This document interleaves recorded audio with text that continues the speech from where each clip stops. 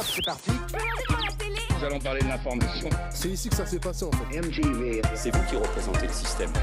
Il est 9h39 sur France Inter. Soyez les bienvenus dans l'Instant M. C'est énorme ce qui s'est passé, les chéris. Vous êtes en direct, allez-y. Mon invité est énervé. Qu'il pleuve, qu'il neige, qu'il vente, tous les jours, il est énervé, en tout cas très remonté. Nous allons donc lui demander son secret de beauté, car force est d'admettre que ça maintient journalistiquement en forme l'énervement. Non, on va pas parler anti-rides, ni coiffure, ni teinture. On pourrait. 26 ans qu'il décortique le discours médiatique, qu'il cogne et qu'il critique. Reste à savoir quelle place pour ce journalisme-là, à l'heure où le grand public a parfait sa culture de l'image, où la moindre tromperie télévisuelle s'avère démontée sur Twitter en temps réel, ou enfin l'analyse des ficelles de la communication, de la mise en scène médiatique donc, est devenue la question la mieux partagée du monde, ressassée jusqu'à saturation. Daniel Schneiderman sert-il encore à quelque chose ? L'Instant M. Sonia De Villers sur France Inter. Bonjour à vous, mon général. Bonjour. Je dis mon général parce que Nicolas Demorand, ancien patron de Libé, est venu vous saluer en disant bonjour, mon général. Comme ça met les choses à leur place. J'ai pas su comment interpréter. Non, c'est vrai. Non. Bon. Il vaut mieux pas d'ailleurs. Votre chronique hebdomadaire dans Libération, c'est chaque lundi matin sur le papier, le dimanche soir sur le site. Votre site d'info Arrêt sur image. Nouvelle version depuis quelques jours, depuis 15 jours. Beaucoup plus lisible, on va dire, plus aéré. Plus... Ah bah c'est à vous de le dire. Hein. Oui, plus navigable. Alors je le dis. Je suis pas objectif. Plus navigable, ouais. Plus... Disons que voilà, ça fait 10 ans Arrêt sur image sur Internet. Ça fait 10 ans qu'on a été viré de la télé. Donc ça fait 10 ans qu'on a trouvé une sorte d'asile médiatique sur Internet. Donc on voulait marquer le coup des 10 ans.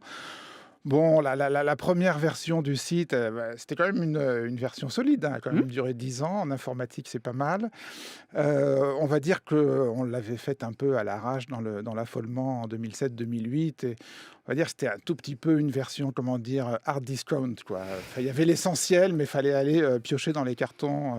Voilà. Bon, on a souhaité faire une version un peu plus cosy, un peu plus lisible. On va en parler, peut-être puisque de donner toute un façon... peu plus de plaisir à nos abonnés. Il faut aussi que vous vous inscriviez face à une concurrence qui s'est démultipliée en matière de critique des médias ou d'analyse du discours médiatique, y compris sur Internet. On va en reparler, Daniel Schneiderman. Je sens que vous avez un angle pour cette interview. J'ai l'impression que vous avez un angle. On va en parler justement. D'abord, si vous me permettez, on va prendre au téléphone Tristan Walex, journaliste à la rédaction de France 2, prix Albert Londres l'année dernière pour son portrait enquête intitulé Vincent Bolloré, un ami qui vous veut du bien. Bonjour Tristan. Bonjour Sonia. Bonjour à vous, soyez le bienvenu dans l'Instant M. Ce jeudi 25 janvier, c'est-à-dire demain, s'ouvre un procès contre 3 journaux, Mediapart, l'Obs, Le Point et 2 ONG que sont Sherpa et React, attaqués en diffamation par une société dans laquelle siège Vincent Bolloré, il siège au conseil d'administration. Vous faites paraître, la tribune est apparue il y a exactement une demi-heure à 9h sur plusieurs sites d'infos, une tribune signée de tous les journalistes et de toutes les ONG qui ont été traînés en justice par Vincent Bolloré.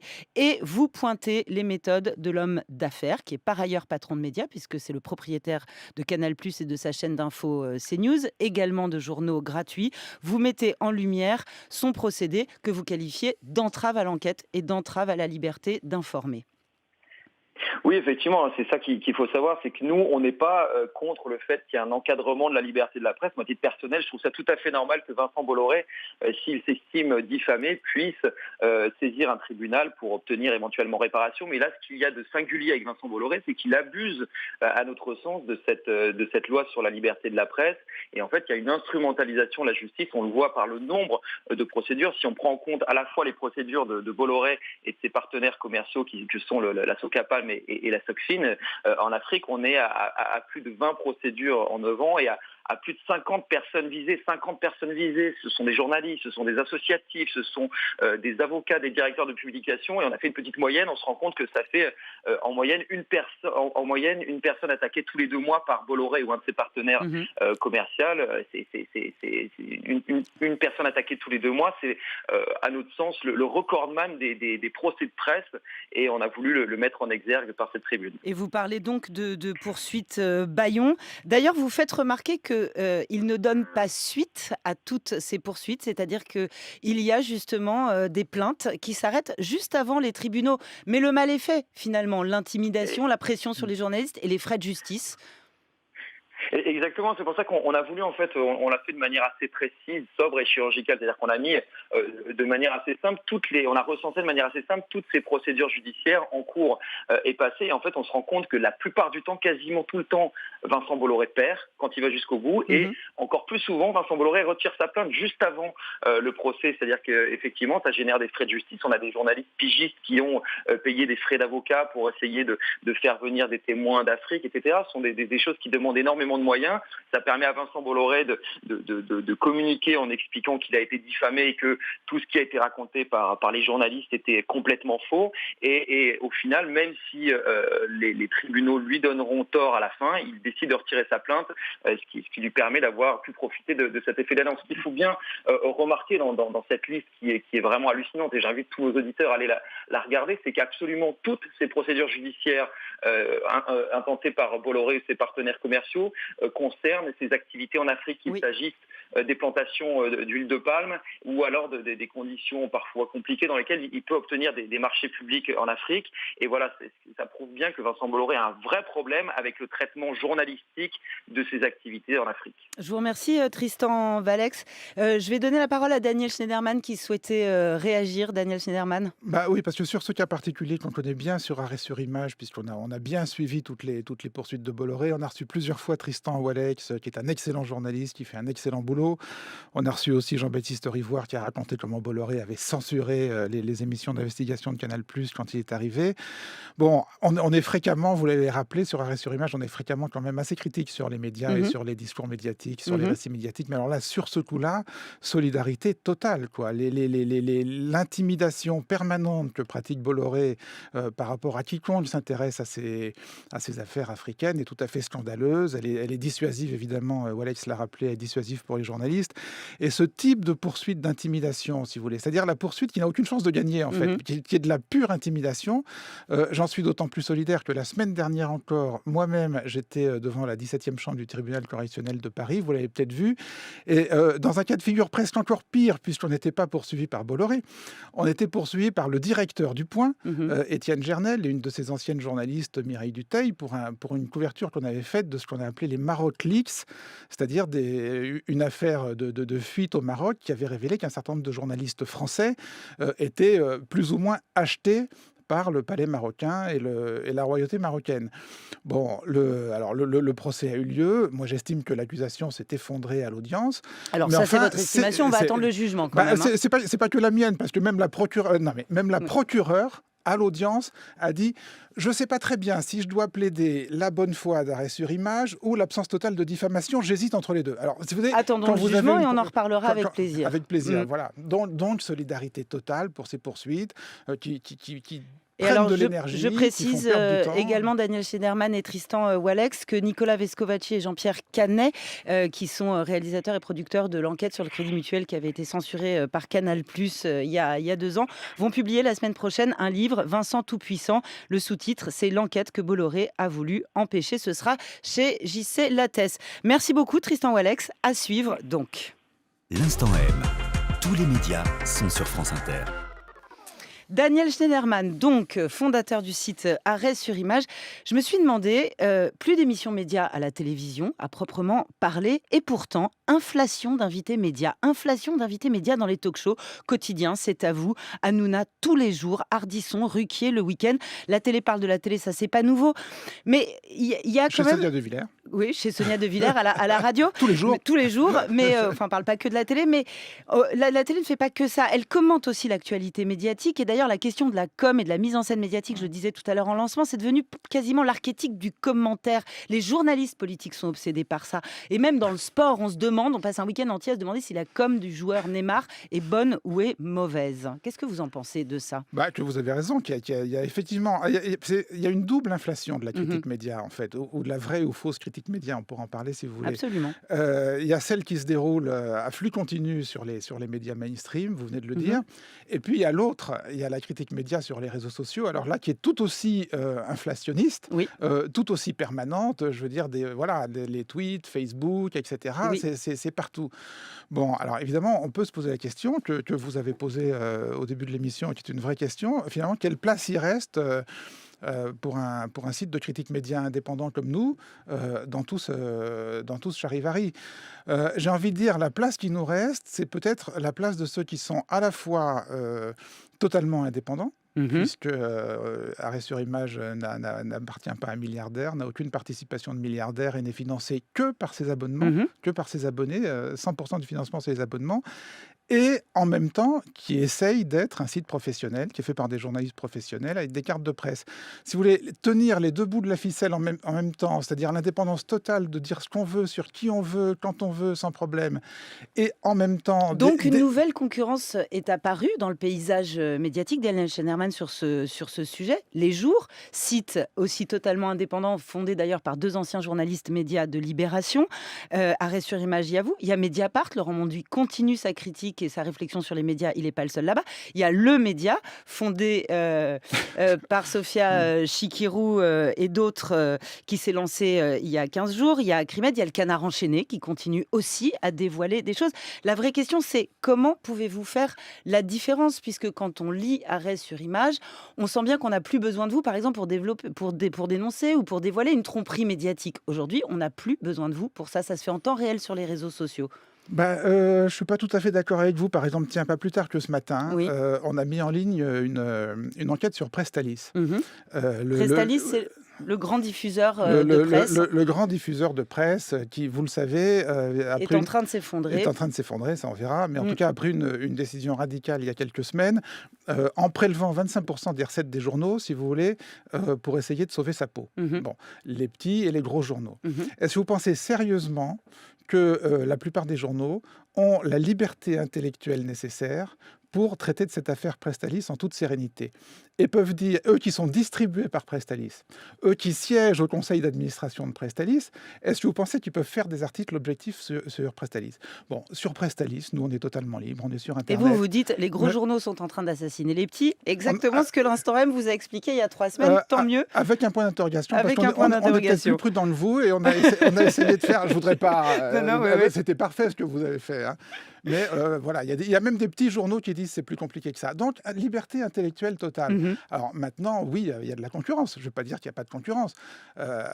Mais j'ai envie de répéter indépendance. Vous avez cité le média. On va voir ce que fera le média. C'est très bien, le média. Moi, je suis pour que des nouveaux médias apparaissent. Je suis très enthousiaste à chaque fois qu'un nouveau média apparaisse avec une proclamation d'indépendance. Bon, alors après, il m'a semblé quand même que ce nouveau média était relativement intellectuellement proche d'un mouvement politique. La France Insoumise. Même si, bien entendu, il n'y a aucun rapport et ils ont une indépendance totale. Mais voilà, il m'a semblé que vous n'êtes intellectuellement... pas sans ancrage idéologique non plus, Daniel Schneiderman, reconnaissez-le. En tout cas, ça fait 4 ans qu'on n'a pas invité Mélenchon, il ne veut plus venir. Chez vous non plus. Il ne veut plus. Ça nous fait un point commun, pour une fois que vous avez un point commun avec France Inter. Ça ne fait pas 4 ans qu'on ne l'a pas invité, ça fait 4 ans qu'il n'est pas venu. Alors, je vous rappelle ce générique bien connu, 1995.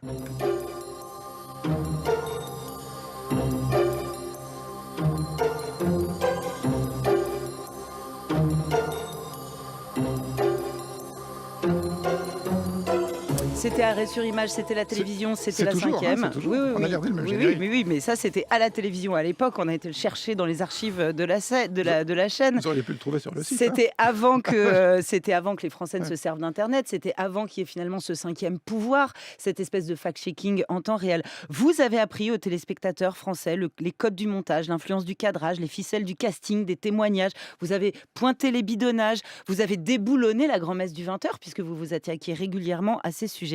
Est-ce que vous pensez avoir été un des facteurs de cette méfiance qu'on mesure chaque année aujourd'hui en France des citoyens vis-à-vis des médias? Vous savez, il y a toujours plusieurs façons de dire les choses.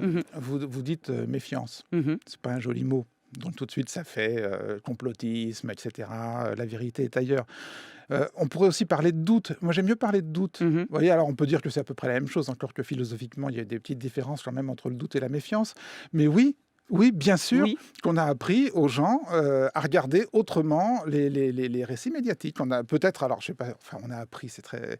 Voilà, en tout cas, on a essayé d'accréditer l'idée qu'un récit médiatique, c'est-à-dire une émission, un article, un titre de journal, une hiérarchie de l'info dans un JT, ne tombait pas du ciel, mais que c'était toujours une construction intellectuelle, économique, qui avait été édifié par des journalistes pour des raisons alors, qui sont multiples, hein, des raisons idéologiques parce qu'ils pensent ceci ou ils pensent cela, pour des raisons économiques parce qu'il y a la concurrence et il faut attirer le lectorat, il faut faire cliquer, il faut faire regarder, etc.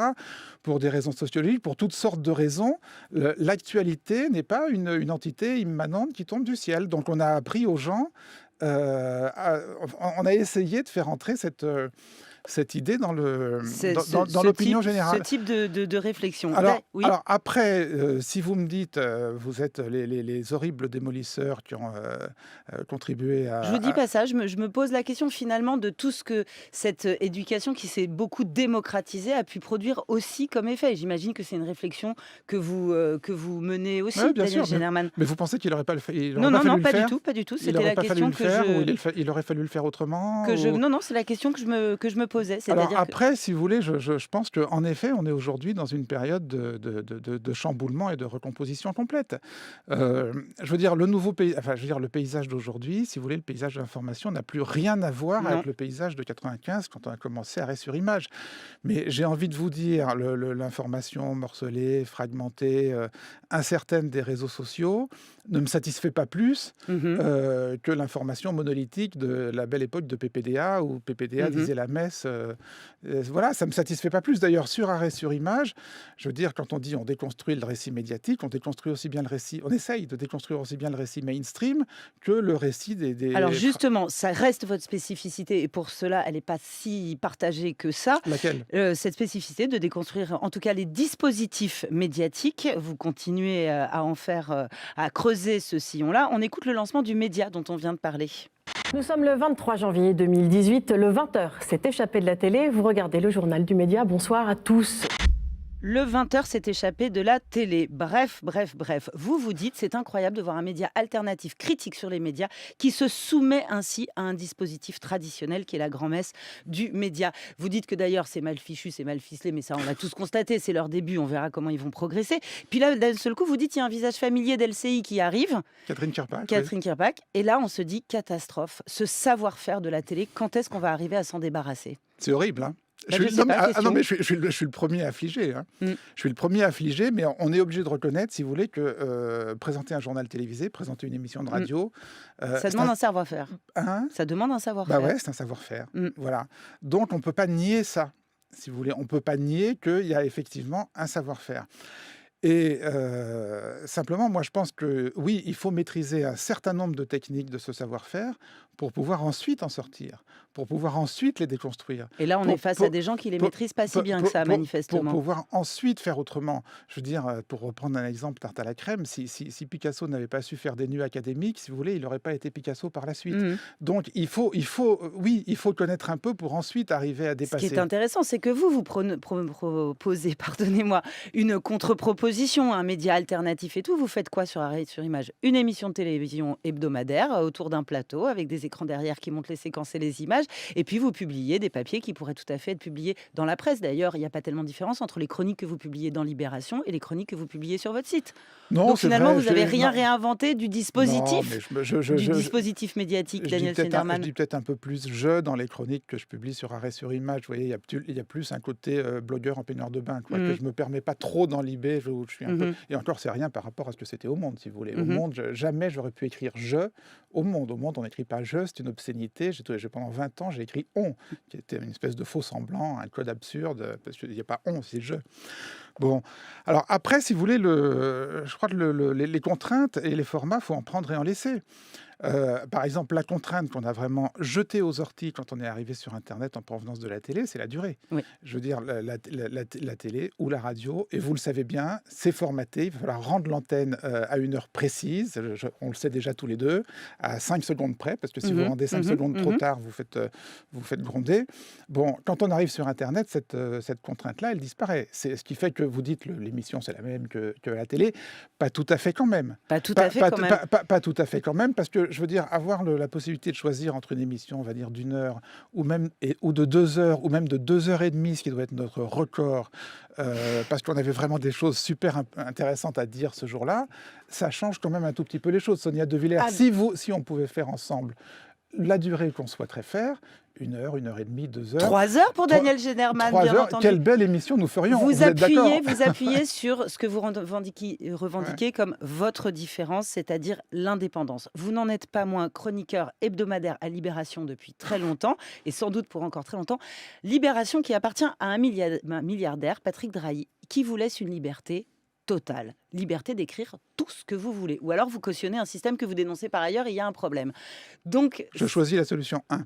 Voilà, liberté totale. Bah oui. Liberté totale. Oui. Donc finalement, le gage de l'indépendance n'est Oui. pas forcément le gage de la qualité dans la critique qu'on fait des médias. Vous pouvez faire la même dans un média qui appartient à un grand groupe sans aucun problème. Alors, je voudrais pas me la jouer, mais enfin, je veux dire, bon, j'ai une espèce d'antériorité qui fait qu'il est peut-être plus compliqué aujourd'hui de me censurer un papier, si vous voulez. Daniel Schneiderman est intouchable.